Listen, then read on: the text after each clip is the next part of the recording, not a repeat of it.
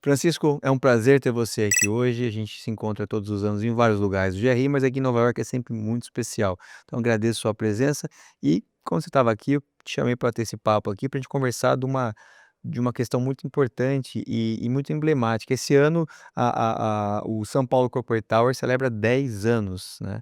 E eu queria falar um pouco sobre isso porque não é todo momento que a gente vê um prédio desse construído não só no Brasil, na América Latina e no mundo, sempre um prédio desse é um padrão mundial. Eu queria que você contasse pra gente quais foram esses desafios e conquistas que marcaram essa década, de existência.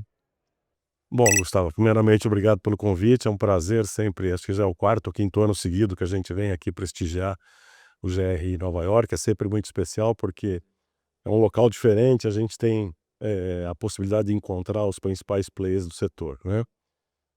Realmente, falando do São Paulo Corporate Towers, é um projeto bastante emblemático, né? Eu tenho participado desse projeto desde o começo.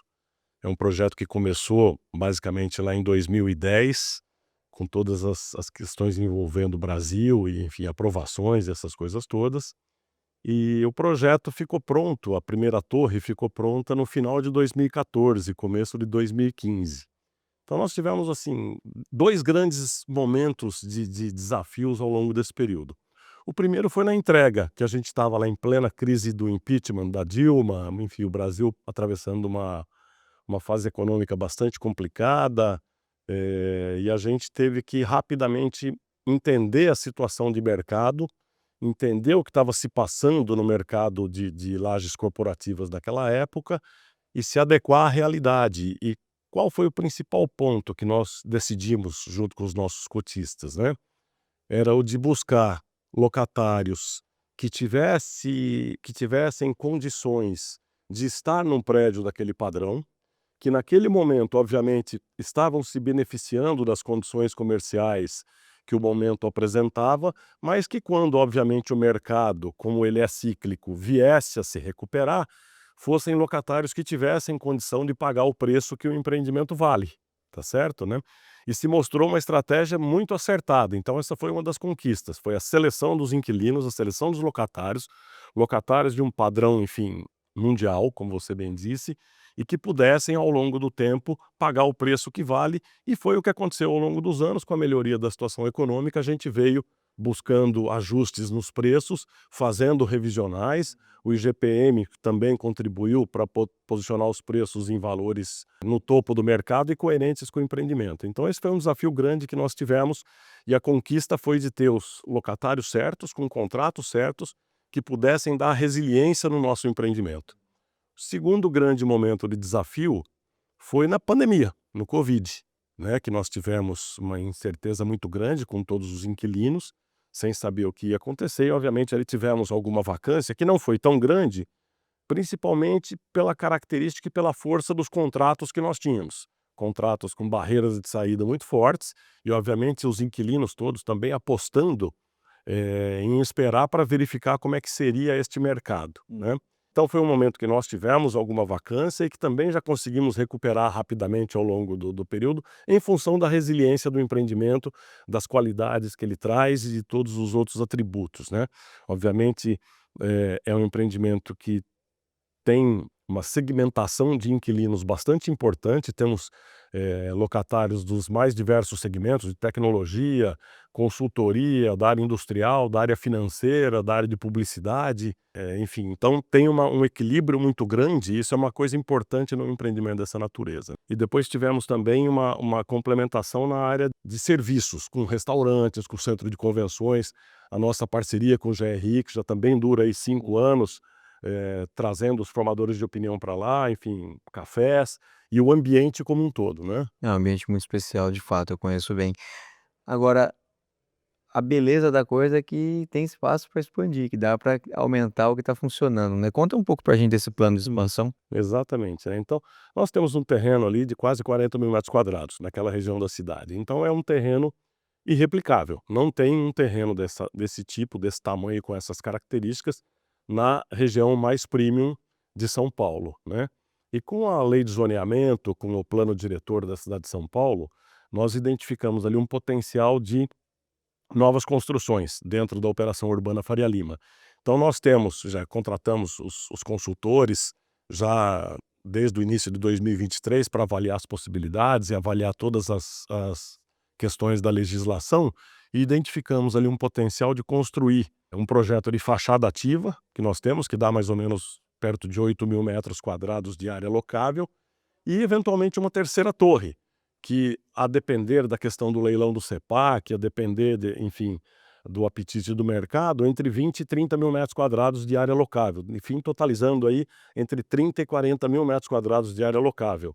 Com um detalhe, o nosso empreendimento já tem a infraestrutura pronta, então é uma construção que não vai interferir no funcionamento do empreendimento atual, já tem uma infraestrutura pronta de energia, de estacionamento, enfim, de uma série de serviços, né, que não vai impactar. Então, obviamente, a gente já tem os estudos prontos, vindo o leilão do CEPAC, a gente deve participar agora, enfim, nos próximos 2, 3 meses, e já temos estudado. Inclusive, estou aqui em Nova York, tenho reuniões com o arquiteto, com o Rafael Pelli, que foi o arquiteto da primeira fase e que deve participar da segunda fase do empreendimento. Então, nós estamos bastante animados, porque é um projeto de longo prazo, dentro do padrão construtivo que nós já fizemos as primeiras torres, que é um tipo de construção absolutamente que não existe no Brasil e poucas no mundo. A gente conheceu e visitou prédios no mundo todo para conhecer. Então, a gente está bastante animado com essa possibilidade de expandir o empreendimento.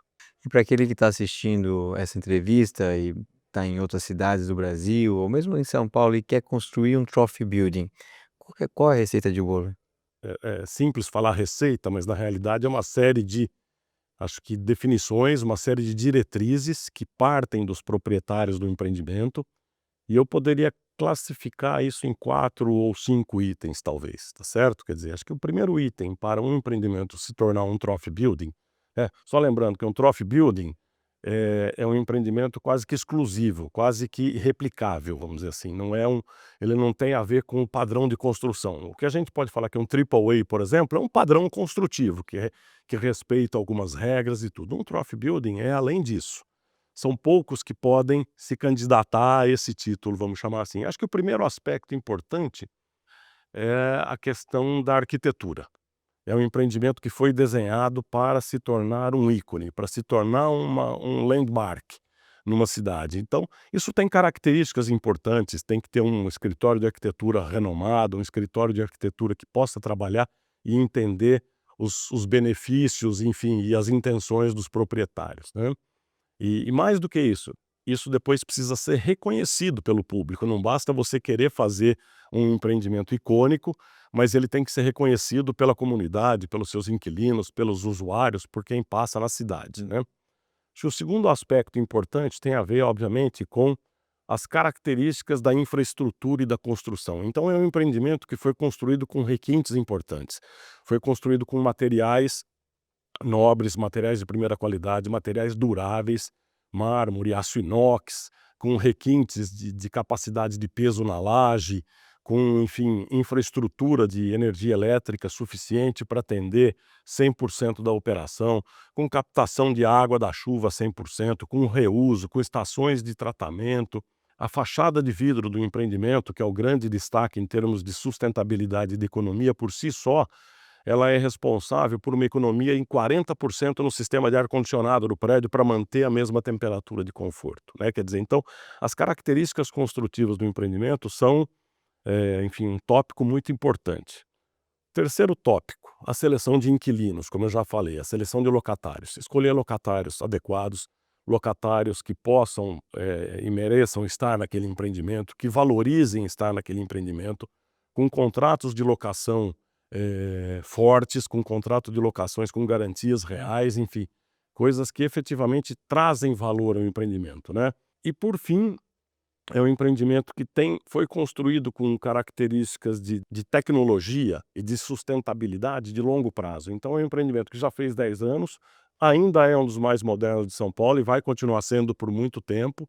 E obviamente, esse conjunto de fatores tem que trazer o prestígio, o glamour, no sentido de reconhecimento, de tecnologia, e um último fator que transforma isso tudo é o que a gente chama da experiência do usuário.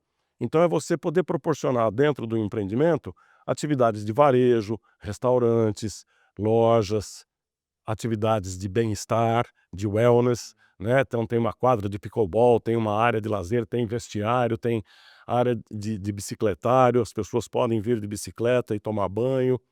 Enfim, essa experiência do usuário é muito importante. Ter o centro de convenções, que é uma ferramenta importante para todo mundo. Então isso complementa, acho que recheia o reconhecimento dos outros de que aquele empreendimento possa ser um trophy building, tá certo? Quer dizer, Interessante. acho que é isso. Ou seja, não é nada fácil, é um Não. belíssimo desafio. Por fim, Francisco, eu acho que você conhece o GRI há um bom tempo, a gente está junto há muito tempo. Eu queria que você compartilhasse um pouco, o papel do GRI na formação desse ecossistema que visa promover bons negócios imobiliários, contribuir para um mercado imobiliário mais saudável, mas também, assets e prédios justamente nesse quilate, né. Como é que você entende o papel do GRI nesse ecossistema? Eu acho que o GRI tem um papel fundamental. Aliás, parabéns pela iniciativa, pelo trabalho que vocês vêm desenvolvendo e como nossos parceiros já de longa data. Eu acho que vocês trouxeram, durante a pandemia, enfim, um bom movimento no empreendimento, no sentido de trazer formadores de opinião. Acho que o fato de vocês abordarem temas sempre atuais e temas que serão discutidos no futuro, em termos de legislação, em termos de economia, em termos de viabilidade, quer dizer, isso faz com que a gente possa sempre estar repensando as estratégias, né?